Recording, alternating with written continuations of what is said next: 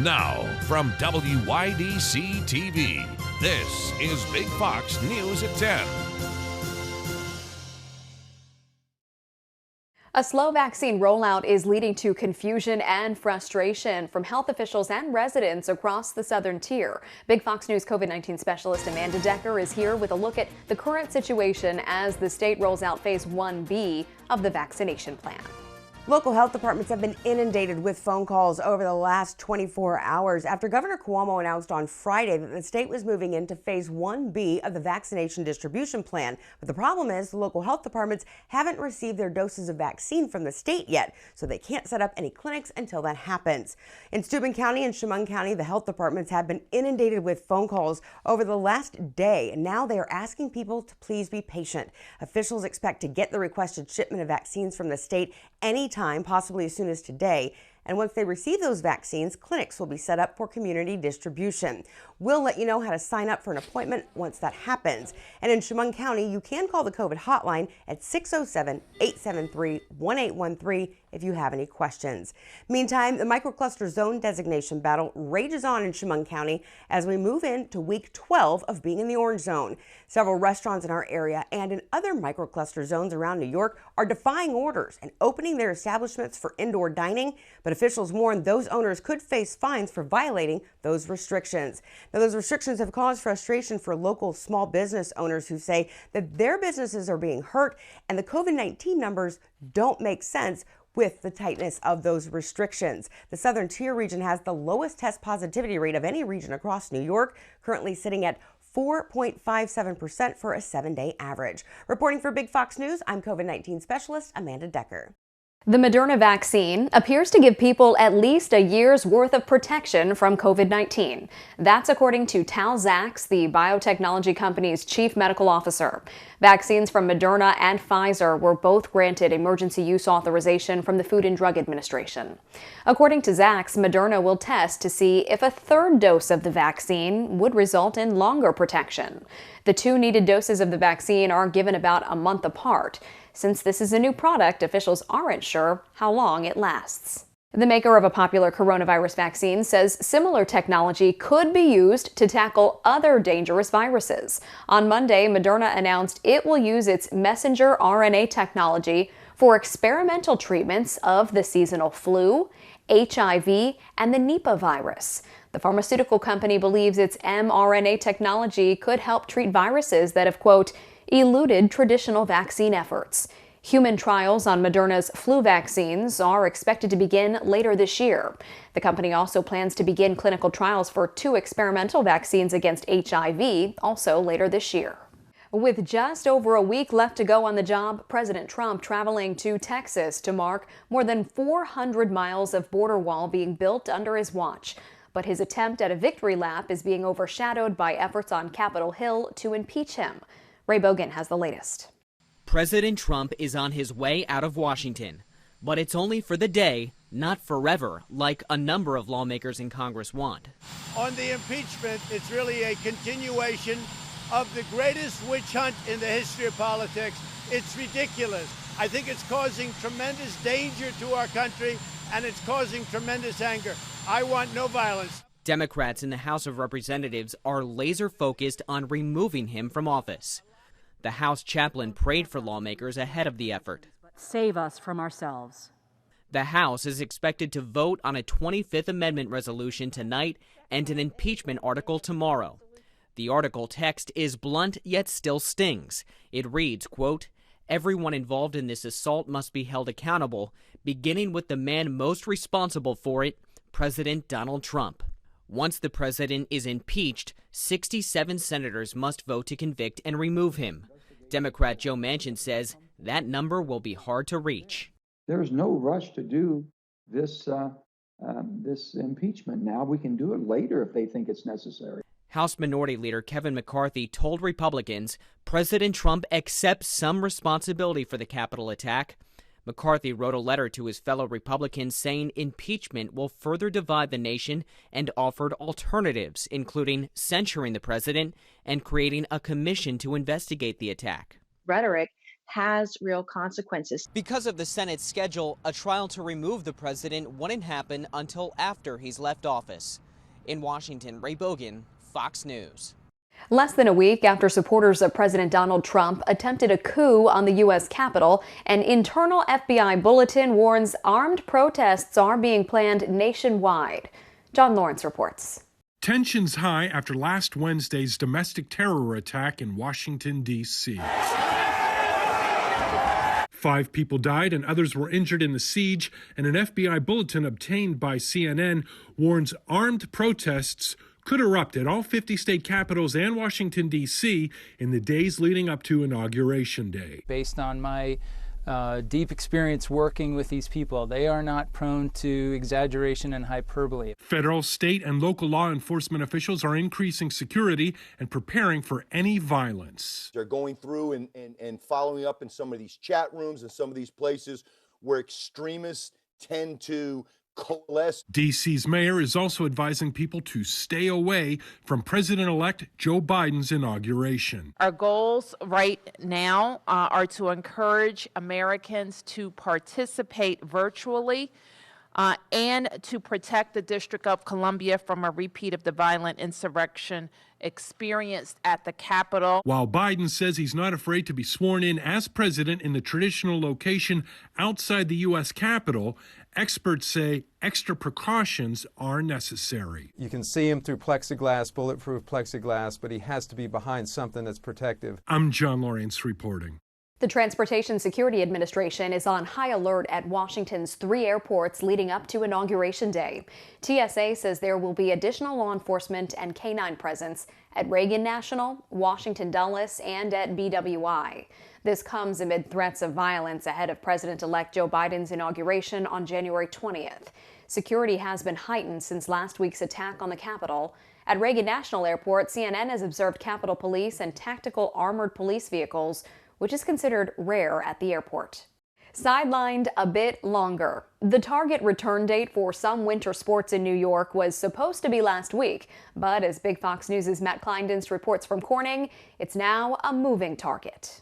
Good evening. Sports like basketball, cheerleading, hockey, and wrestling are all in a state of limbo tonight as they anxiously await approval from the state to start their respective seasons. We're all ready to get going. We want to go. Coaches and players of high-risk sports still have no timetable about when play can begin. Originally slated to start January 4th, teams are now waiting for the all-clear to come from the Department of Health. The kids are chomping at the bit to get back to competition. They want to go and compete.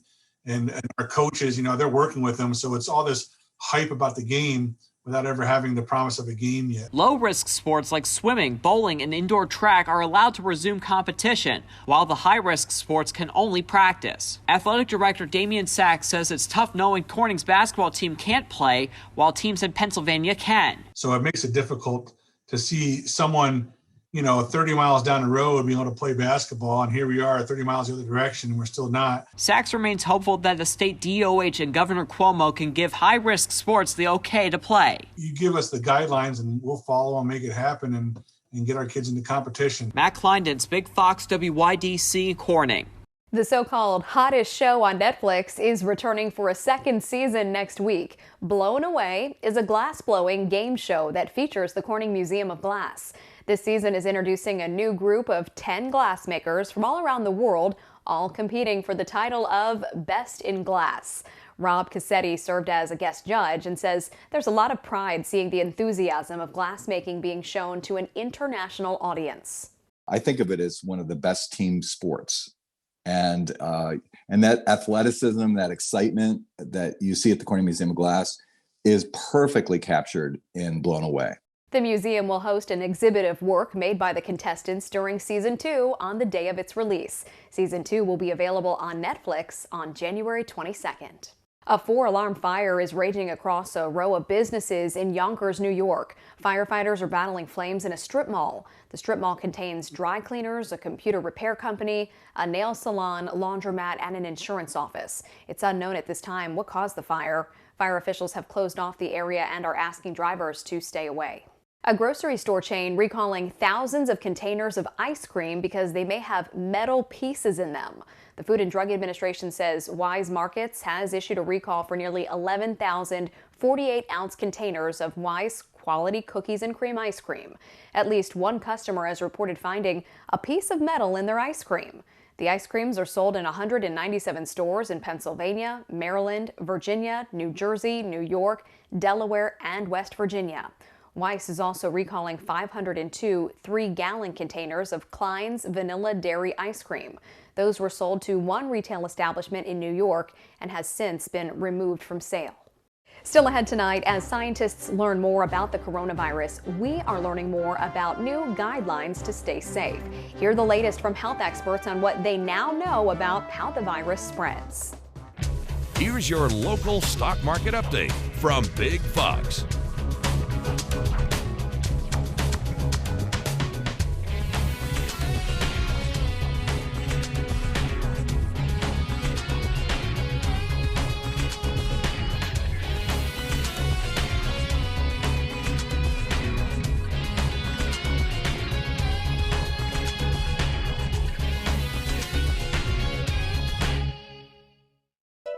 Now, your Twin Tiers forecast from Big Fox. Your Big Fox forecast is brought to you by William Mattar. Good evening, everyone. I'm meteorologist Kim Walker with your weather update. We had north winds today, keeping those temperatures on the cool side.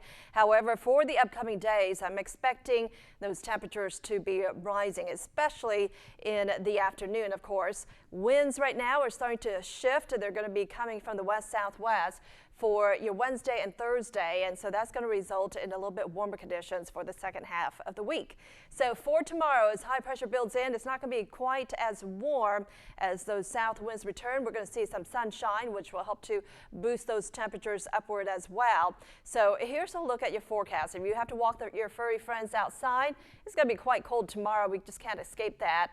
Lows will be in the 20s, and even with a slight breeze, it is going to cause those temperatures to feel just a few degrees cooler. Partly sunny skies throughout the day. We do bump those temperatures up into the lower 40s by 2 o'clock. Our average high right now is 33 degrees, so we're going to be about 10 degrees above normal throughout the afternoon, and then those temperatures drop again into the 30s by the late afternoon into the evening hours. We have another disturbance that will come through.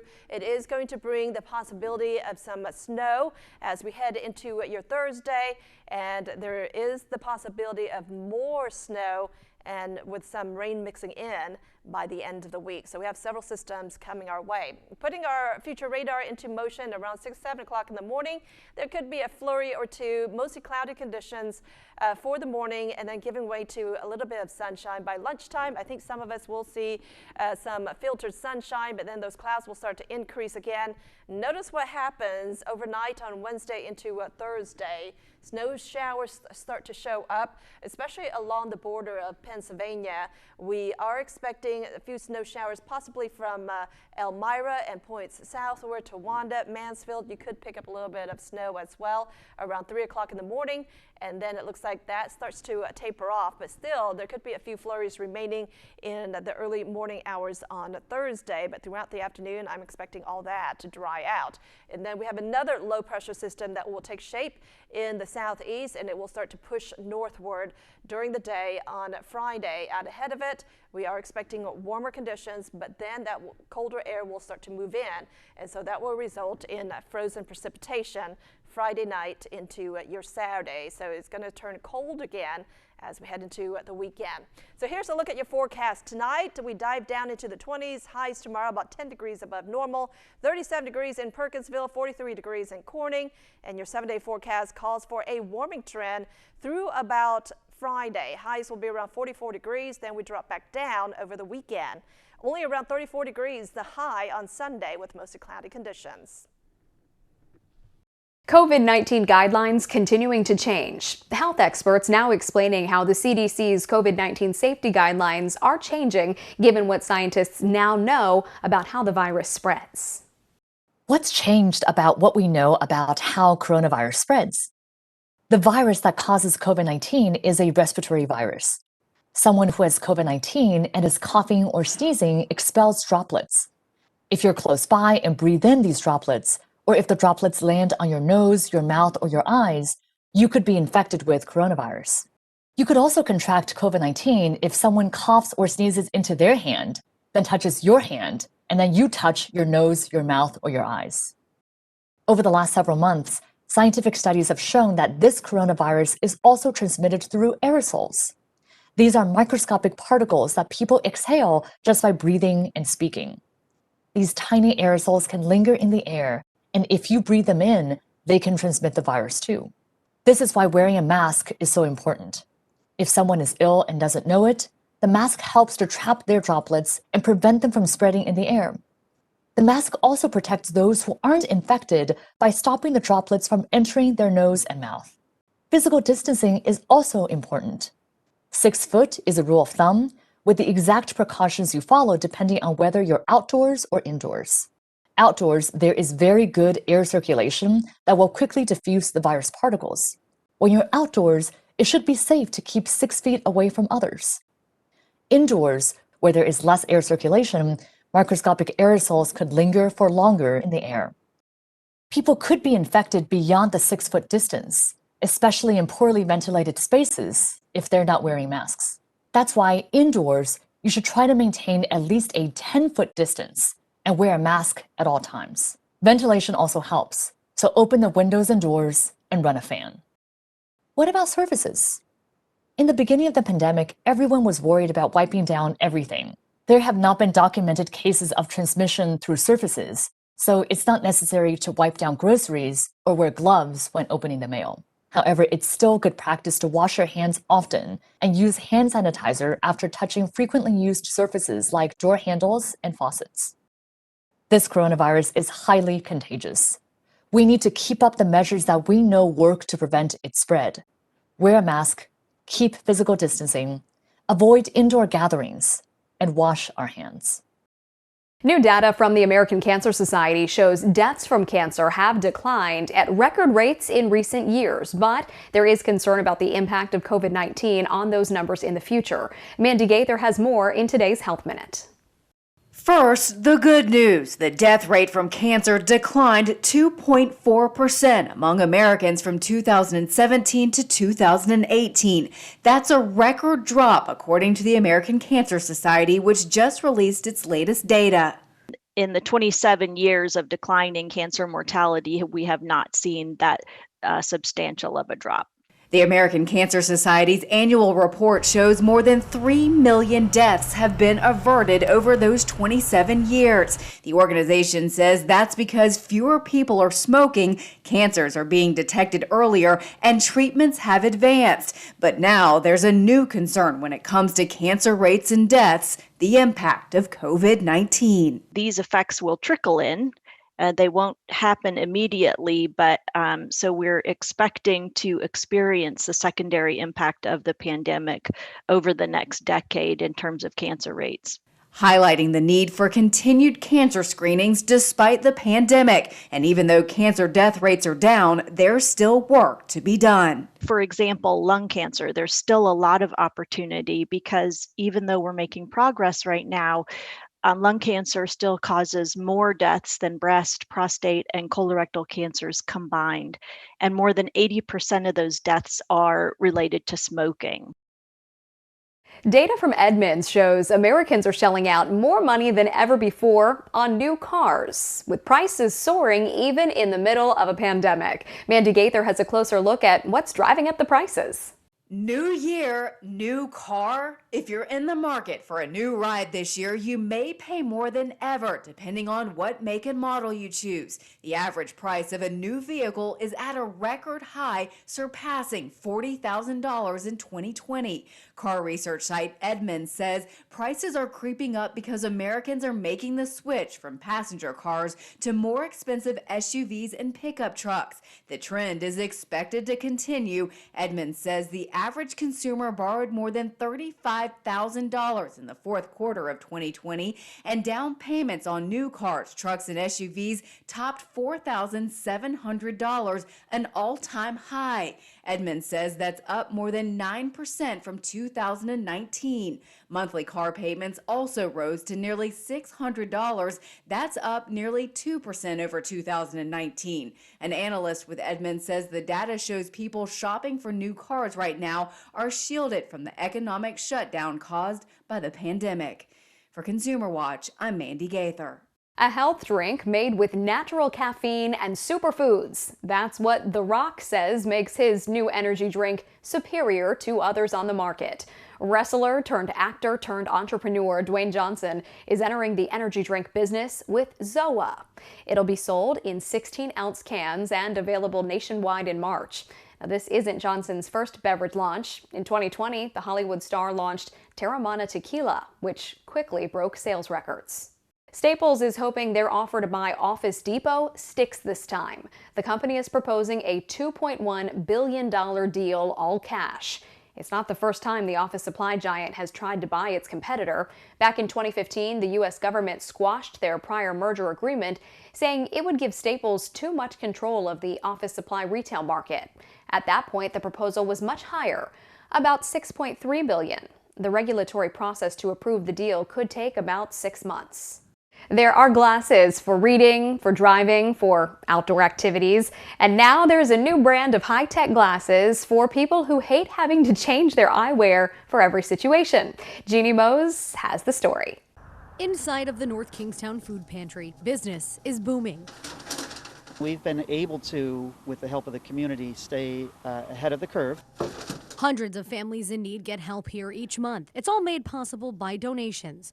Donations from people like Phyllis Kayer. Phyllis Kayer is known as the Mask Lady. Not everyone knows her name, but they know the Mask Lady. In May, we introduced you to this crafty lady. People needed masks. There were none available, so I was sewing 24/7. Every morning, she placed them on her porch.